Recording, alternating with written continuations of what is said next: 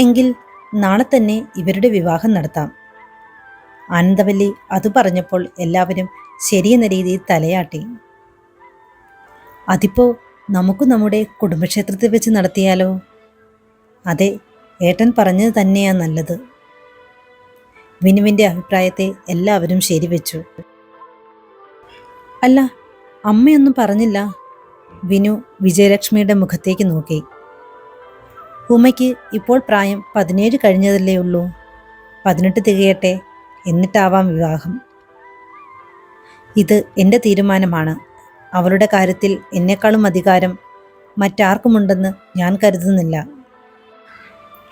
അവർ ഇരിപ്പിടത്തിൽ നിന്നും മെല്ലെ എഴുന്നേറ്റു. പിന്നെ ഉമ്മയ്ക്ക് 18 വയസ്സ് തികയുമ്പോൾ ഞാൻ തന്നെ മുൻകൈയെടുത്ത് മഹാദേവന്റെ നടയിൽ വെച്ച് ഇവളുടെ കല്യാണം നടത്തുന്നതാണ്. അതുവരെ ഉമ്മ എൻ്റെ കൂടെ നിൽക്കട്ടെ. വിജയലക്ഷ്മി അതും പറഞ്ഞ് ഉമ്മയുടെ കൈയും പിടിച്ച് പുറത്തേക്ക് നടന്നു. ചായ്പിനുള്ളിൽ കയറിയതും ഉമ കട്ടിലിലേക്ക് കമിഴ്ന്നു കിടന്നു.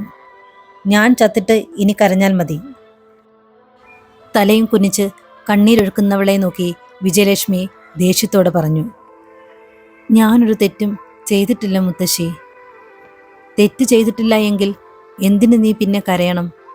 ആ ചോദ്യത്തിന് അവളുടെ പക്കൽ മറുപടി ഉണ്ടായിരുന്നില്ല. കണ്ണു നിറച്ചുകൊണ്ട് ദയനീയമായി അവൾ അവരെ നോക്കി. കരയാൻ പറഞ്ഞതല്ല ഉമ്മേ. അവരുടെ സ്വരം ആർദ്രമായി. മുത്തശ്ശിക്കറിയാം എൻ്റെ കുട്ടി തെറ്റൊന്നും ചെയ്യില്ലെന്ന്. ആദ്യം കേട്ടപ്പോൾ ഷോക്കായിപ്പോയി. പിന്നെ മുത്തശ്ശി പറഞ്ഞതോ 18 വയസ്സാകുമ്പോൾ കല്യാണം കഴിപ്പിക്കുമെന്ന്. അവളുടെ കണ്ണുകളിൽ സംശയം നിറഞ്ഞു. പിന്നെ കല്യാണം വേണ്ടേ? എനിക്ക് അയാളെ ഇഷ്ടമല്ല. നിന്നെ കല്യാണം കഴിപ്പിക്കും എന്നേ പറഞ്ഞിട്ടുള്ളൂ. അത് അവനുമായാണെന്ന് ഞാൻ പറഞ്ഞോ?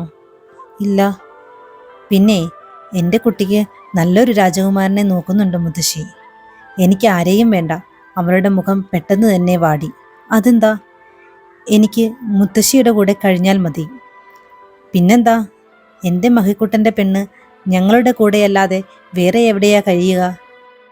ഒരു കുസൃതി ചിരിയോടെ അവർ അത് പറഞ്ഞതും ഉമ ഞെട്ടി അവരുടെ മുഖത്തേക്ക് നോക്കി. ഞാൻ ഇപ്പോൾ വരാവേ. മുഖത്തേക്ക് ഇരച്ചു കയറിയ നാണം ഒളിപ്പിച്ചു കൊണ്ടവൾ പുറത്തേക്കിറങ്ങി. ഉമ നേരെ കുളക്കടവിലേക്കാണ് നടന്നത്.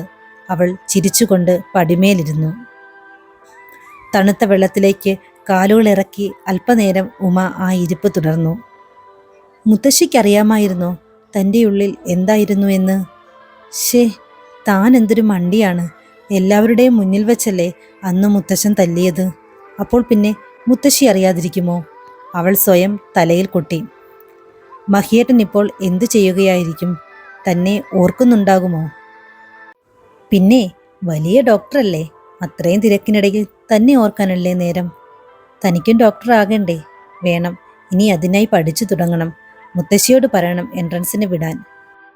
ഓരോന്ന് ആലോചിച്ചു കൊണ്ടവൾ പടിക്കെട്ടിൽ നിന്നും എഴുന്നേറ്റു. തിരിഞ്ഞതും തൻ്റെ തൊട്ടു പിന്നിൽ ഇരു കൈയും കെട്ടി തന്നെ നോക്കി നിൽക്കുന്ന മഹിയെ കണ്ടവൾ ഞെട്ടി വീഴുവാനായി പിന്നിലേക്കാഞ്ഞു. മഹിക്ക് അവളുടെ കയ്യിലാണ് പിടുത്തം കിട്ടിയത്. കയ്യിൽ പിടിച്ചവളെ മുന്നോട്ട് വലിച്ചു. അതിൻ്റെ ആഘാതത്തിൽ അവൾ അവൻ്റെ നെഞ്ചിൽ തട്ടി നിന്നു. സ്വർണമാലയിൽ ലോക്കറ്റായി കിടക്കുന്ന തകിടിലാണ് അവളുടെ നോട്ടം പതിഞ്ഞത്.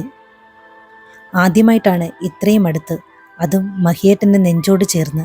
വല്ലാത്തൊരു പരവേശം അവളെ പൊതിഞ്ഞു. ഉമ വേഗം തന്നെ അവനിൽ നിന്നും അകന്നു മാറി. തല കുനിച്ച് തൻ്റെ ധാവണിത്തുമ്പ് കയ്യിൽ ചുറ്റി. നീ എന്താ ഇവിടെ? മഹിയുടെ പരുക്കൻ ശബ്ദം അവളുടെ കാതുകളിൽ അലയടിച്ചു. അത് പിന്നെ വെറുതെ. എന്തു പറയണം എന്നറിയാതെ ഉമ പാതി വഴിയിൽ നിർത്തി. ഇവിടെ കറങ്ങി നടക്കാതെ വീട്ടിൽ പോകാൻ നോക്ക്. മഹിയുടെ സ്വരത്തിൽ ഗൗരവം നിറഞ്ഞു. അവൾ തലയാട്ടിക്കൊണ്ട് തിരിഞ്ഞു നടന്നു.